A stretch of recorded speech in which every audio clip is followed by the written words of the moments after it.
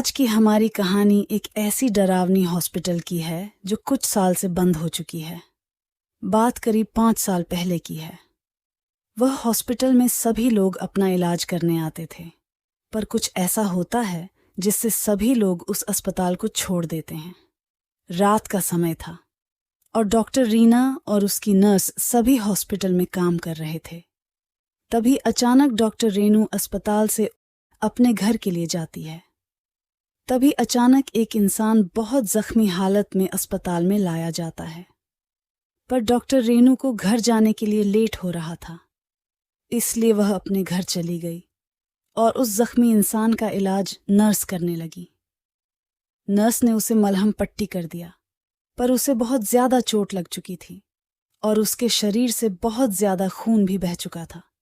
Nurse बार बार doctor Renu को call करती है, पर डॉक्टर रेनू नहीं उठाती है। करीब सुबह के 4 o'clock बजे उस इंसान की मौत हो जाती है। अच्छे से इलाज नहीं करने के कारण उस बेचारे ने अपनी जान गंवा दी। सुबह जब रेनू आती है तो उन्हें नर्स बताती है कि उस मरीज का मौत हो चुका है, पर डॉक्टर रेनू कुछ नहीं बोलती है और सीधे अपने चेंबर में चली जाती है और फिर अस्पताल में अपनी ड्यूटी करके करीब रात के 10 o'clock बजे वह अपने घर के लिए निकल जाती है। जैसे ही डॉक्टर रेनू कार पार्किंग में जाती है, उसे एक अजीब आवाज सुनाई देती है जो धीरे धीरे से रेनू को बुला रही थी। पहले तो मिस रेनू को यह लगता है कि कोई हॉस्पिटल का स्टाफ उन्हें बुला रहा है और वह घर जाने के चक्कर में यह सब इग्नोर कर देती है। कार को स्टार्ट करने लगती है, पर कार स्टार्ट नहीं होता है और डॉक्टर रेनू अस्पताल में चली जाती है और अपने स्टाफ को दूसरी कार लाने के लिए बोलता है। तब तक डॉक्टर रेनू अस्पताल में इंतजार करती है। तभी अचानक डॉक्टर रेनू को फिर से ऐसा लगता है कोई उसे पुकार रहा है। जब वह पीछे मुड़कर देखती है तो उसे एक अजीब पेशेंट उजले कपड़े में दिखाई देता है और वह रेनू के पास आने लगता है।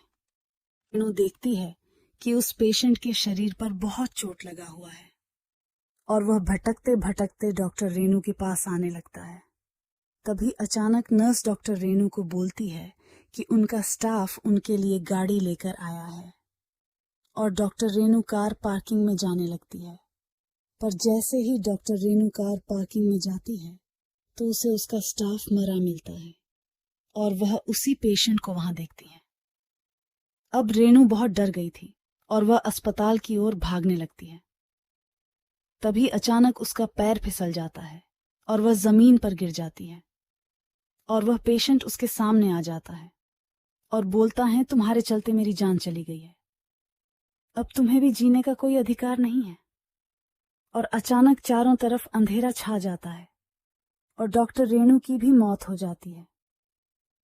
अगले दिन सभी को ये बात पता चलती है कि डॉक्टर रेनू की मौत हो गई है और उस दिन के बाद से जो भी डॉक्टर उस अस्पताल में आता है उसकी किसी न किसी तरह से मौत हो जाती है और आए दिन उन्हें इस पेशेंट की आत्मा दिखाई देती है और कुछ न कुछ अजीब घटना उस अस्पताल में घटती है जिसके कारण वहां के सभी कर्मचारी बहुत डर गए थे और उस अस्पताल में कोई पेशेंट नहीं आता है, जिसके कारण वह हॉस्पिटल पूरा खंडहर हो गया।